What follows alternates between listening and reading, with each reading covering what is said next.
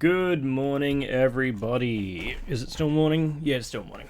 How's everyone doing this morning? So today we're looking at some Skeleton Crew stuff because that comes out in about 2 weeks now, and I'm getting pretty excited for it. Yeah, we're gonna start off watching just some of the new videos that have come out on the Star Wars YouTube channel. Where are we at? That's the trailer. I've already watched the round table. That's like 12 minutes, so we're not gonna do that one again. It's really good though. If you haven't seen it, go check it out. Just get to know some of the directors a little bit better. They're all having a good time. We got a couple of clips here just to go through. A crew of murderous pirates is coming. We have to hurry. Are you listening to any of this? We're listening. Oh yeah, what did I just say? Are you listening to any of this?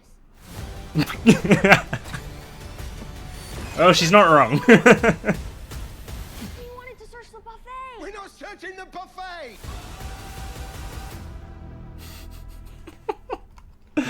buffet! Jude Law's going through it.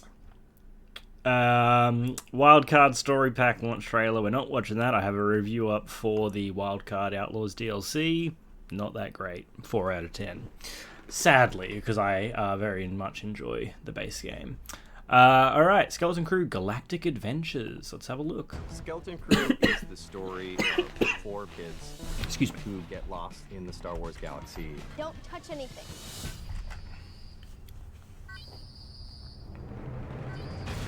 Real, to be honest. Yeah, I'd do that as well. And the kids find themselves with a mysterious stranger, played by Jude Law. Over here. Totally not a I'll get Jedi. you home. We'll make a partnership. We just talked loosely about the idea, who this character was, and they pretty much had me there and then. There's something about it when he plays against kids that's just like really special and really funny. Neil, I need you to take the controls. Okay. Neil? Neil? I grew up in the middle of nowhere, and the adventures that were in our heads were the adventures that we had seen in movies, like in Goonies. And we tried to capture that, but also instill it with a sense of danger. What did you do? We're gonna explode into a million pieces! I had worked with John Watts on all 3 Ooh. Spider-Man films. Hang on, sorry. That looked cool.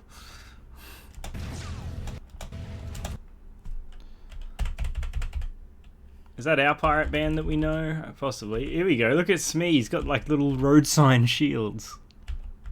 Is that lady with the long white hair? I can't tell. Yeah, boy. That was cool.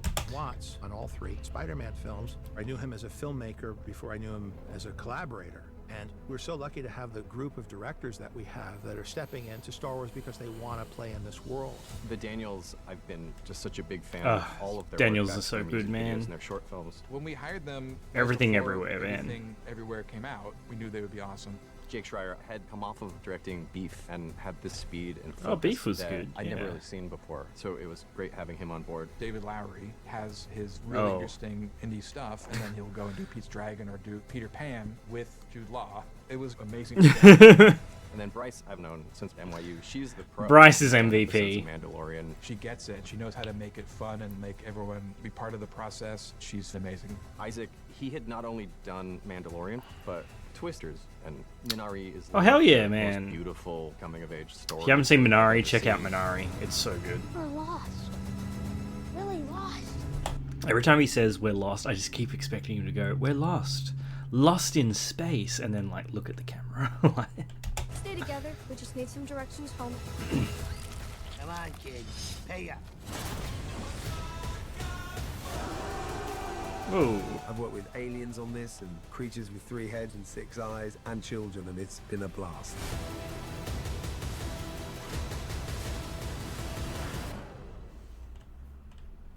Oh, yeah. Getting closer. Alright, we got another 30-second spot and then another little interview thing.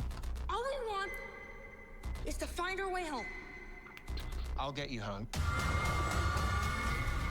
But a crew of murderous bounty hunters is coming after us. We have to move fast.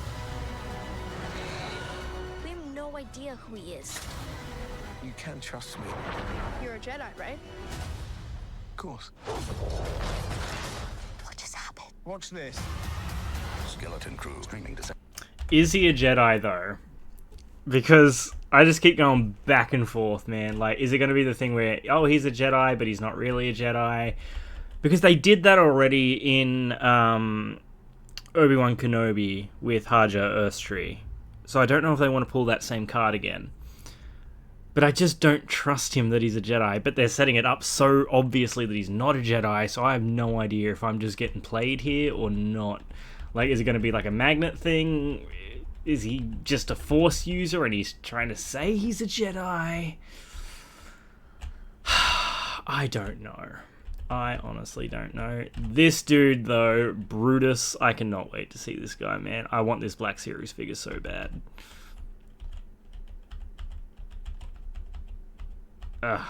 So good. So good. Skeleton Crew streaming December 3rd, only on Disney+.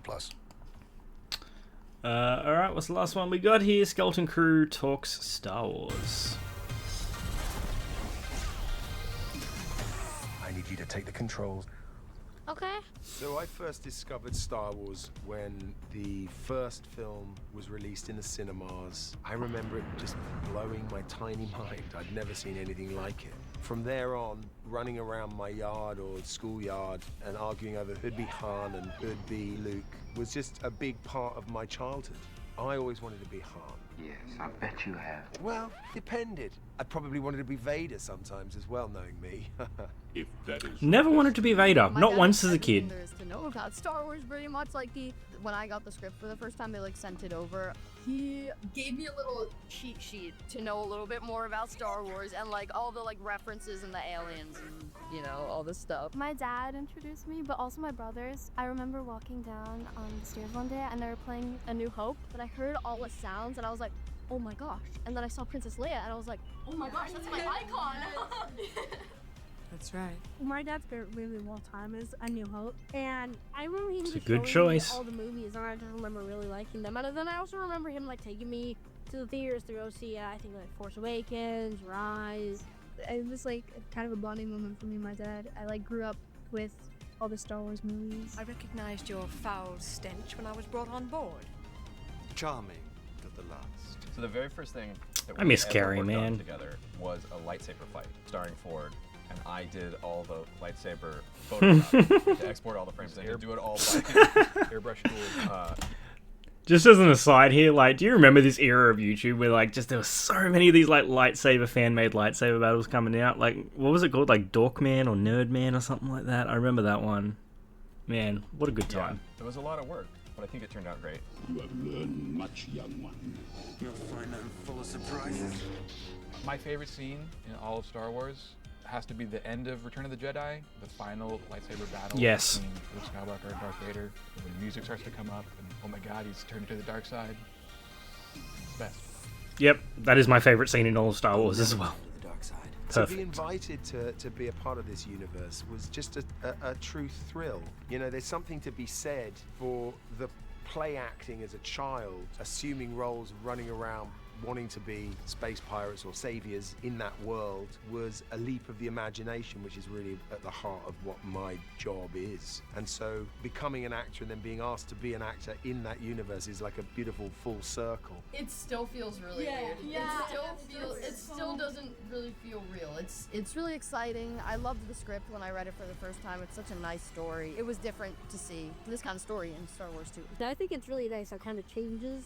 And you'll see the homages to all these classic movies that we all kind of grew up with. It's really beautiful, and I'm so honored to be part of that. I think what was interesting about being asked to actually work on a Star Wars series within the Star Wars world, I suddenly felt, a real reverence for it and a real admiration and appreciation for it. It was like a fable that I learned from as a youngster. So reflecting on that has been really a lovely part of the whole process.